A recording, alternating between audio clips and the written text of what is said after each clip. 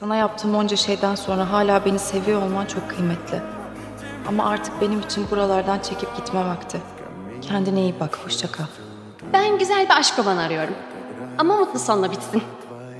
Sonu mutlu biten aşk romanları pek satmıyor efendim. Öbür türlü de çok üzülüyorum. Üzülmeyince de kimsenin aklında kalmıyor ama. Bizde sonu mutlu biten aşk romanı maalesef yok.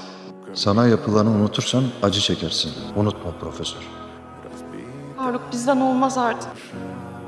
Hem sen bambaşka bir yola gitmişsin. Ayten benim için her yol sana çıkar. Sen istersen ben seninle gerçekten yeni bir başlangıç yaparım. Daha görüşmeyelim ne olur. Böyle bir ayrılık sonrasını hiç hayal etmemiştim.